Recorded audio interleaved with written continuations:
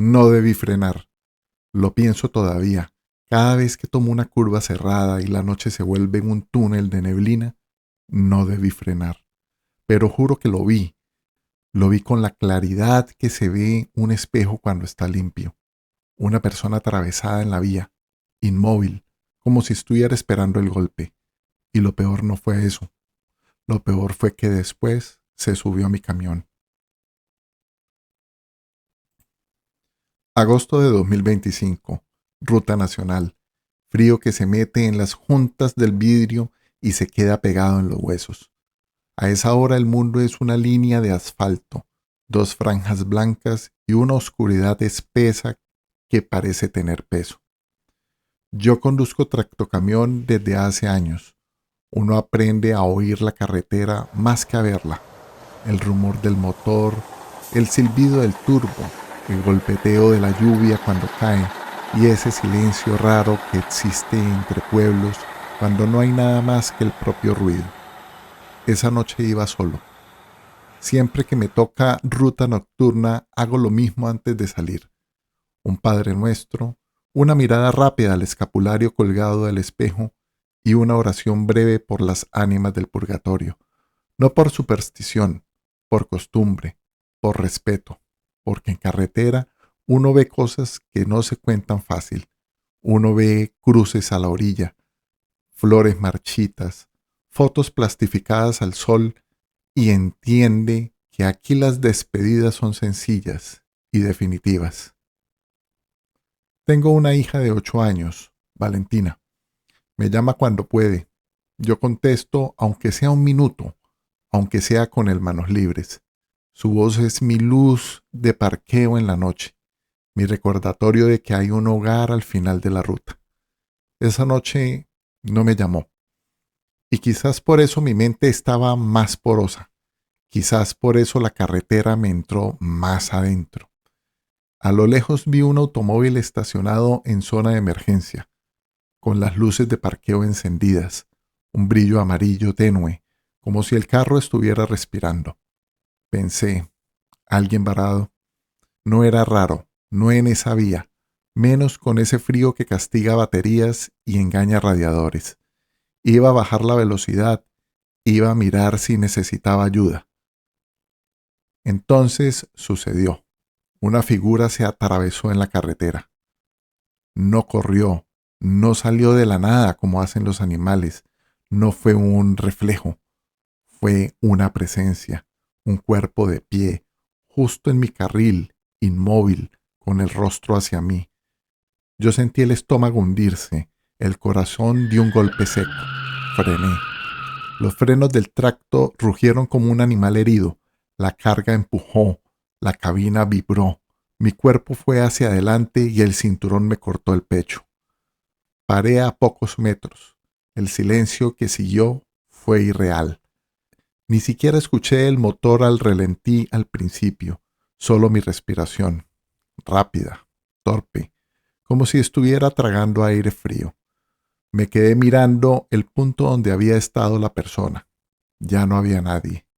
Lo primero que pensé fue que se había tirado al lado, que había salido corriendo, que estaba herido en la cuneta. Miré el retrovisor. Nada.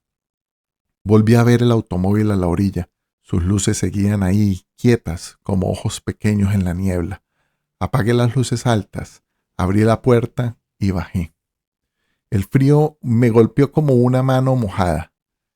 En carretera uno aprende que bajar del camión en plena noche es entrar en otro mundo. Uno queda más pequeño, la cabina es una fortaleza. Abajo el cuerpo se siente expuesto. Di 2 pasos y escuché una voz.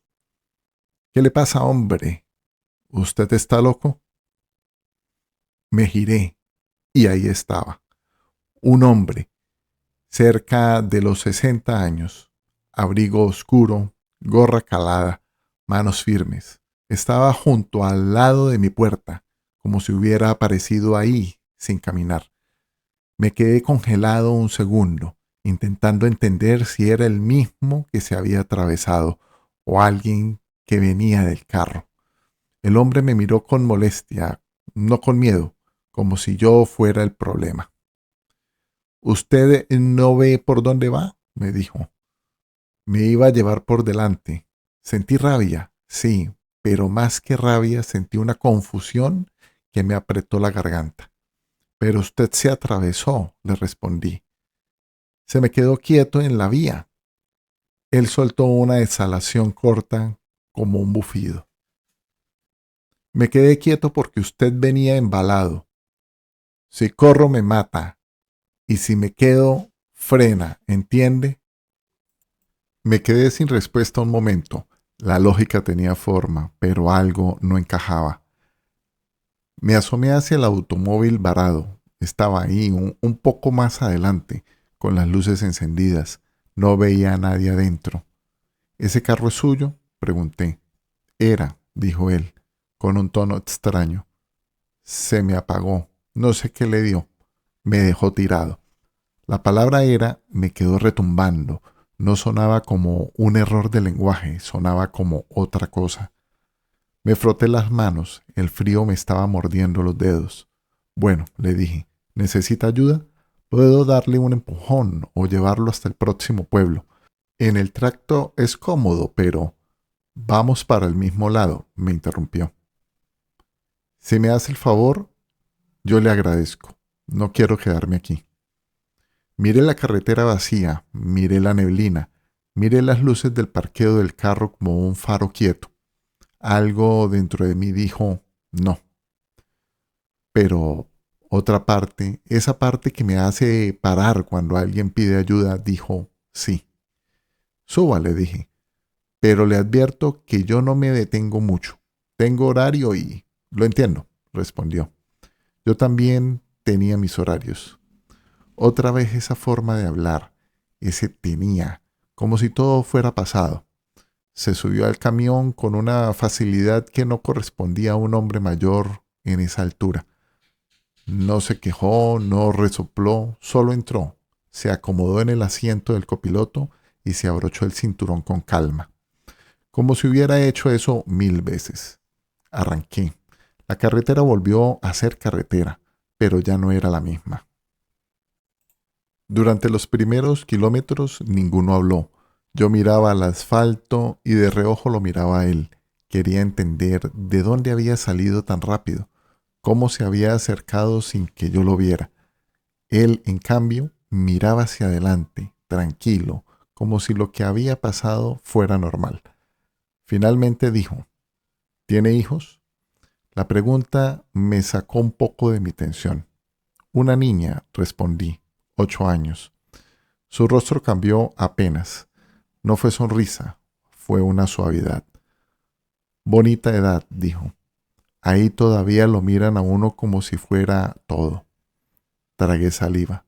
Sí, respondí. Es lo que me sostiene.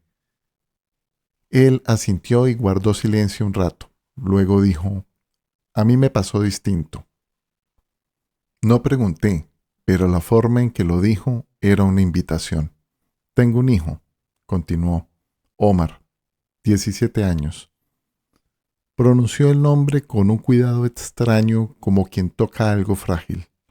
Últimamente, dijo, siento que vive lejos, aunque duerma en la misma casa. Esa frase me atravesó porque yo lo he visto con otros compañeros. Los camioneros hablan de hijos como quien habla de un camino que se bifurca y ya no sabe cuál es el suyo. La adolescencia es así, dije. Uno cree que los pierde, pero... Él me interrumpió con una mirada fija. ¿Pero qué? No supe qué decir, porque lo que uno quiere decir es, pero vuelven, y no siempre es verdad. Pero hay que estar, dije. Al fin, aunque no quieran, aunque no respondan, uno se queda cerca. Él apretó los labios. Omar no me responde, dijo. Se me fue llenando de amistades, de voces, de planes, y a mí me dejó como una pared vieja. Solo me busca cuando necesita algo. Yo asentí, miré la carretera. Es duro, dije, pero a esa edad creen que el mundo empieza en ellos y termina en ellos. Él soltó una risa mínima, como sin sonido. Si Omar supiera, murmuró, si supiera al menos un poco de la angustia y el amor que le tengo, valoraría más la familia, se desprendería de esas amistades que no le traen nada bueno. Dijo angustia, con peso, y en ese momento sentí algo raro. No fue miedo, fue una tristeza ajena, instalada en la cabina, como si pronto el aire se hubiera vuelto más denso. La neblina afuera se espesó, el parabrisas empezó a llenarse de un vaho que no correspondía a mi respiración. Yo lo limpié con la mano sin pensarlo. El vidrio estaba frío, demasiado frío. ¿Cómo se llama usted?, pregunté, quizá para traerlo a algo concreto. Él tardó un segundo, como si la respuesta no estuviera lista. Pedro, dijo al fin. Pedro Vargas. Yo repetí mentalmente el nombre como para fijarlo. Pedro. Algo en ese nombre me golpeó un recuerdo que no era mío, una sensación fugaz de sirenas, de luces rojas, de metal doblándose. Lo aparté. ¿Y usted?, preguntó él. Javier, respondí. Javier Morales. Él asintió con gravedad, como si necesitara guardar mi nombre también. La conversación siguió. Hablamos de trabajo, de cansancio, de la vida en carretera. Hablamos de cómo uno aprende a dormir con un ojo abierto, de cómo el frío cambia la forma de escuchar los sonidos. Pedro hablaba como alguien acostumbrado a medir las palabras. Yo noté un detalle. Nunca miraba el celular. No revisaba bolsillos. No buscaba nada. No parecía preocupado por el carro que había dejado atrás, como si ya no le importara. Eso y su forma de hablar en pasado, yo tenía mis horarios, era mi carro, como si ya no fuera dueño de nada. Y entonces empezó la distorsión. Primero fue un pitido, un sonido agudo, lejano, como el que hace los monitores cardíacos cuando se pierde una señal. Yo miré el tablero, todo normal, pero el pitido continuó más nítido. ¿Usted oye eso?, pregunté. Pedro no respondió de inmediato. Sí, dijo por fin. A veces se oye antes. ¿Antes? La palabra me erizó la piel. Luego fueron las luces. Una luz blanca intensa apareció a lo lejos, en la carretera, como si alguien viniera de frente con luces altas. Yo parpadeé, porque me cegaba. Pero en la vía no había nadie. La luz no se acercaba, no se alejaba, solo estaba allí, clavada en el horizonte, quemando el aire. Me froté los ojos, sentí los párpados pesados, como si estuvieran llenos de arena. No me gusta eso, murmuré, más para mí que para él. Deténgase, dijo Pedro con voz firme. No puedo detenerme aquí, respondí. Esta zona es peligrosa. Deténgase, repito, por favor. Su tono no era de miedo, era de urgencia contenida, como si estuviera pidiendo algo que llevaba mucho tiempo esperando. Yo apreté el volante, sentí un sudor frío en la nuca. El pitido aumentó, la luz blanca se expandió, y en medio de esa claridad imposible vi algo que no encajaba en la carretera, un brillo rojo parpadeante, como luces de emergencia. Sirenas. No las oía, pero las veía. ¡Qué diablos!, susurré. El camión se me fue un poco hacia la izquierda. Lo corregí. La carga tembló. Sentí el peso moverse. Pedro me miró. Por primera vez lo vi realmente. Sus ojos estaban cansados, no por sueño, por algo más profundo. Javier, dijo, escúcheme. Su voz sonó más cerca que el asiento. Usted tiene una niña. No la deje sola. no se le vaya lejos. Yo quise responder, quise decirle que no entendía, pero en ese instante el pitido se convirtió en un sonido continuo, como una línea. La luz me devoró. Cuando abrí los ojos, no estaba en el camión. No olía a diésel, no oía el motor, oía un sonido regular, mecánico, un bip suave, repetido, y sentía un tubo en la garganta. Me quise incorporar, no pude. Una mano me sujetó el brazo con fuerza. Tranquilo, amor, tranquilo. La voz era de mi esposa. El cuarto estaba iluminado con luces blancas, paredes claras, un monitor a un lado, en la pantalla números y ondas verdes. Yo traté de hablar, no pude. Ella lloraba y sonreía al mismo tiempo. Había ojeras profundas en su rostro, y al otro lado vi a Valentina. Mi hija estaba más alta, más delgada, tenía los ojos grandes, brillantes. Papi, dijo, y su voz se rompió. Yo sentí que algo dentro de mí se partía y se acomodaba al mismo tiempo. Quise tocarla, la mano me temblaba. Una enfermera entró y me pidió que respirara despacio. Me sujetaron algo en el brazo. Sentí un pinchazo. Despertó, dijo alguien. Por fin despertó. Yo parpadeé. La realidad se acomodaba como una cámara enfocando lentamente. Mi esposa se acercó a mi oído. Una semana, Javier. Una semana en coma. La palabra coma se me hundió en el pecho. Quise negar. Quise preguntar. Quise entender. Ella me apretó la mano. Te volcaste, susurró. Un carro se te atravesó en la carretera. Frenaste y el camión se fue. Mis ojos se abrieron más. Carro, carro varado, luces de parqueo y intenté decir, pero solo salió aire. Mi esposa entendió. El conductor del carro murió, dijo bajando la voz. Se llamaba Pedro. Murió en el acto.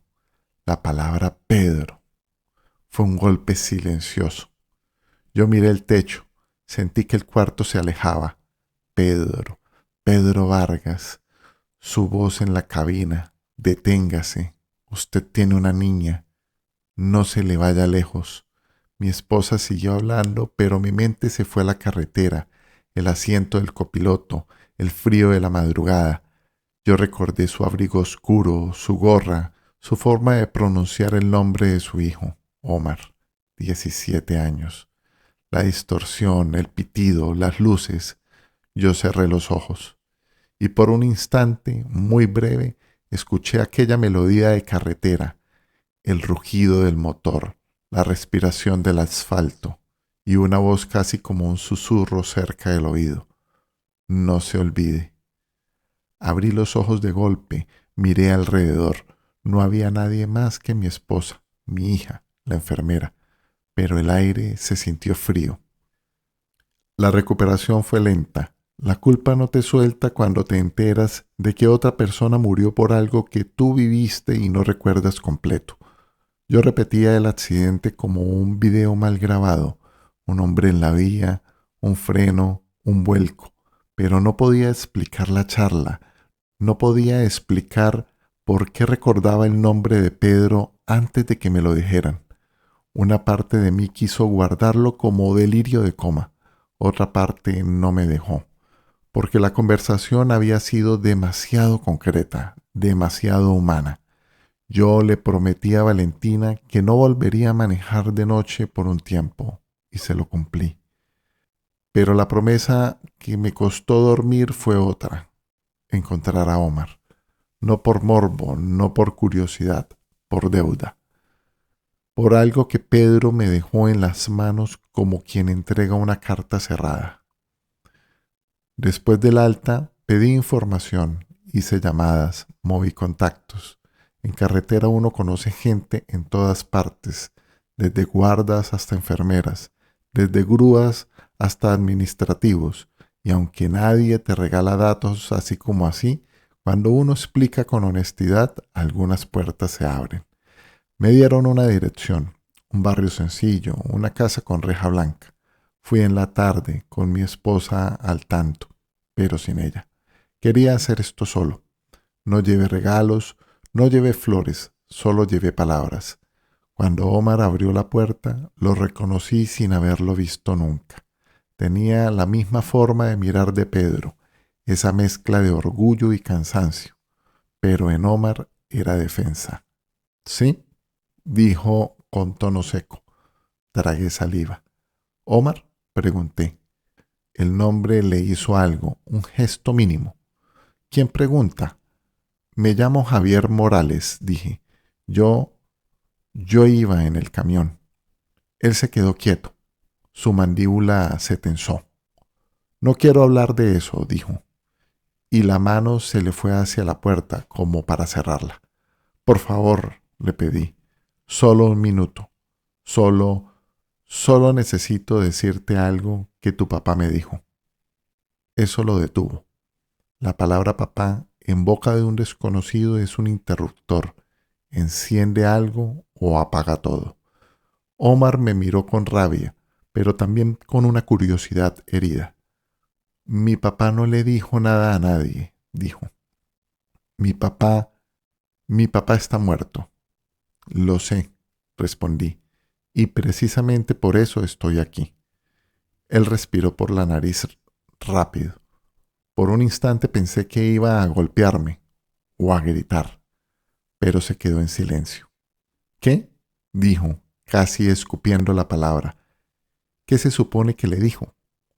Yo sentí un nudo en la garganta. No quería sonar melodramático, no quería parecer un loco, pero recordé la cabina, el frío, la forma en que Pedro pronunció Omar, y dije, lo más simple que pude. Dijo que te amaba con una angustia que no sabías, que si supieras un poco de ese amor, valorarías más la familia, que te alejarías de amistades que no te estaban llevando a nada bueno. La expresión de Omar cambió. No fue teatral, fue como si le quitaran una máscara a la fuerza. Sus ojos se humedecieron, luego parpadeó rápido, como si odiara que eso pasara. Eso, murmuró. Eso es exactamente lo que él decía. Mi pecho se apretó. ¿Cómo? ¿Cómo sabe usted eso? Preguntó, con voz quebrada. Yo no tenía respuesta limpia. No lo sé, dije. Me lo dijo en la carretera, en el camión, la noche del accidente. Omar me miró como se mira a alguien que acaba de mentir, pero su cuerpo no reaccionó con rechazo, reaccionó con dolor. Levantó una mano y se cubrió el rostro, y lloró. No como un niño, como un joven que se había quedado sosteniendo algo demasiado grande y por fin lo soltaba. Yo no me moví, no lo toqué, respeté su espacio. Solo dije suave, yo también tengo una hija. Y él me dijo que no la dejara sola, que no me fuera lejos. Omar bajó la mano lentamente, miró con los ojos rojos. Mi papá, dijo, y su voz se rompió. Mi papá me llamó esa noche. Yo no le contesté. El silencio se quedó entre nosotros como un animal acostado. Yo sentí un frío antiguo subir por la espalda. Yo no le contesté, repitió. Tenía el celular en la mano y lo dejé sonar por rabia, por orgullo, por estupidez. Tragó saliva y luego me dijeron que había muerto. Yo respiré lentamente. No había nada que decir que arreglara eso, pero había algo que podía hacer. Él no se fue sin decirlo, dije. De alguna manera lo dijo. Omar apretó los labios y asintió. Sus ojos se fueron a un punto en el suelo. Gracias, murmuró casi sin voz. Gracias por venir. Yo me quedé un segundo más. Sentí que si me quedaba demasiado, el momento se quebraría. Así que me fui. Caminé hacia mi carro y cuando encendí el motor escuché un pitido. No en el tablero, de algún lugar afuera. Un bip breve, aislado, como el primer aviso de un monitor. Me quedé inmóvil. Miré alrededor. No había nada. Me froté las manos y el aire no era frío, pero yo sentí frío. Las semanas siguientes intenté volver a la normalidad. Volví a manejar de día, volví a mi vida, volví a rezar por las ánimas, como siempre, con más respeto que antes, pero había algo que no podía dejar en paz. El carro varado, las luces de parqueo, el lugar exacto. Una tarde busqué el punto aproximado del accidente y conduje hasta allí. De día, con luz plena, quería ver la zona, quería comprender. El tramo era simple, una curva amplia, un pedazo de vía sin mucha señalización. Me orillé, bajé, caminé hacia el lado donde había imaginado el carro. No había marcas, no había rastros, solo pasto y tierra y la carretera que pasa como si nada. Pero cuando me quedé quieto, escuché algo, no un pitido, algo más tenue, como un susurro. No entendí palabras, solo sentí esa presión en el aire, como la noche en que bajé del camión. Volví a mirar hacia la vía y por un instante, solo un instante, vi un brillo amarillo a lo lejos, como luces de parqueo, parpadeando. Yo parpadeé también y el brillo desapareció. Me quedé ahí, con el corazón golpeándome en el pecho, mirando la carretera vacía. Y pensé en Pedro, pensé en Omar, pensé en mi hija. Pensé en esa frase que mi abuela decía cuando yo era niño y que yo también había olvidado por años, hasta esa noche. Hay lugares que miran de vuelta. Me subí al carro. Antes de arrancar, por costumbre, miré el espejo retrovisor y ahí estaba mi escapulario, colgado del espejo como siempre. Pero había algo más, una mancha de luz en el vidrio, justo detrás de mi reflejo, una sombra indefinida, un espacio que parecía ocupado por alguien, aunque el asiento de atrás estuviera vacío. Respiré hondo, no quise girarme, no quise comprobar, solo dije en voz baja, con el mismo respeto con que rezo por las ánimas. Ya entendí, y arranqué. La carretera siguió siendo carretera, pero desde ese día, cuando manejo de noche, nunca vuelvo a mirar solo hacia adelante. A veces miro el asiento del copiloto, a veces creo sentir el peso de alguien ahí. Y muy de vez en cuando el silencio se vuelve demasiado perfecto, escucho un pitido lejano, uno solo, como si algo o alguien estuviera confirmando que la señal sigue activa, que la conversación no termina del todo. Esto fue Relatos bajo la noche. Algunas historias continúan en la oscuridad.